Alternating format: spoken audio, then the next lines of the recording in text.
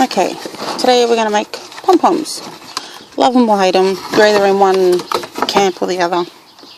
Nobody really has mixed feelings about them. Yeah, you either love them or you hate them.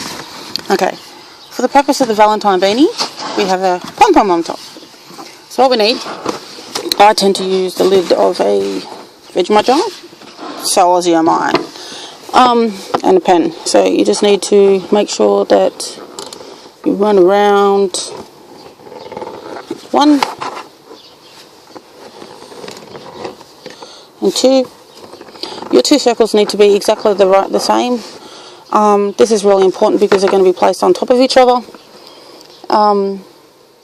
If they're wonky or if when you cut them they're a little bit jagged, it's going to cause you problems. So hang on and we'll get to the cutting. Okay, what you need to do now is you need to cut both those circles out. Alright, it's really important that, like I said before, that there are no jagged bits as you're cutting. They need to be very smooth or your wool will catch. Okay? Okay, now we have our circles. They look like little eyes, don't they? Hello. Okay, now what we're going to do is we're going to cut a slit in each one. And we're going to cut little circles in the middle to be able to wind your yarn around. Just like this. These ones I made earlier. Okay, so now what we do is we put those two together and we start winding our yarn. Okay, here we go. I tend to use 2 strands because fundamentally I am a lazy person, and this saves on the amount of winding that you're doing, because you're going to be winding so much anyway. It really doesn't matter if it's double stranded or if it's not.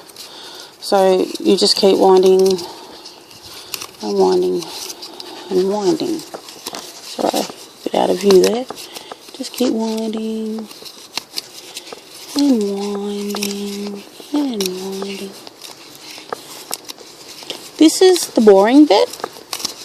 Most people who make pom-poms will know that, yes, that this is fundamentally the boring bit. So we will just be back in a minute when I've gotten it to the point where I'm doing the next step. Okay, I have wrapped and wrapped and wrapped and wrapped and wrapped. What we're going to do now is we're going to cut along here. We are then going to get 2 strands of yarn. I tend to use 2 because then it's a lot stronger. Some people use 1. I'm just not comfortable with that. So we get our defunct tablet that is falling down.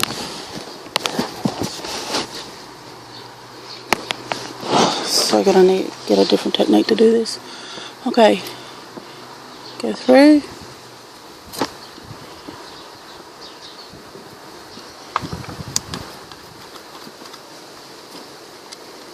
Sharp pair of scissors is always an awesome idea. Evidently, kids. If you have kids, it's just one word, kids. Nothing remains sharp in your house. And that's only when you are actually have the ability to find whatever it is that you're looking for. Because the kids have borrowed it. Wow, we're getting it now. There we go.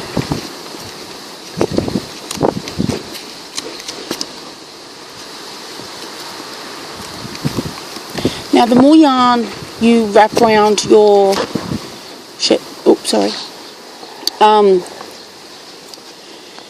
your cardboard, the more dense your pom-pom's going to be. But it also means the harder this section's going to be.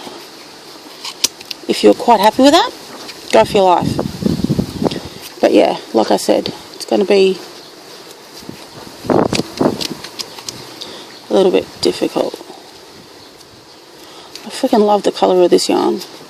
This is Meraki Studio This is Joe Copeland. This is yummy. Oh my god, I'm about ready to crack it with this thing. I don't want to crack it because it's just oh my god. Okay. Now our 2 strands of yarn have gone walkabout, so I'm getting another 2 strands of yarn.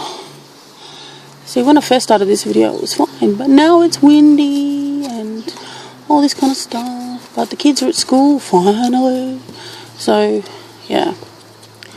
Alright, so you saw what I just did then. I put the yarn between those 2 bits of cardboard and I'm tying a knot. Now the knot I tie has to be tight, very tight. Now because you've got your 2 strands of yarn, you know, you've got your, it's like, you know, the 2 strands of yarn is like your Mr. T. The double knot, it's like the rest of your A-team. Alright, now, because of the fact that I fuddled that up a bit, there's a couple of bits of yarn that have fallen off. And here, ha ha, la la la, we have Pom Pom. Just give it a bit of a clean up as you want. It's got that whole Fraggle Rock kind of look about it. And you have a Pom Pom. Woohoo! I have my Valentine Beanie, and that's going to go on top of that. Like I said before, I've knitted in this awesome yarn from Joe Copeland, and I highly recommend it. It's so squishy and so freaking nice. Alright, so there you go. Catch you later.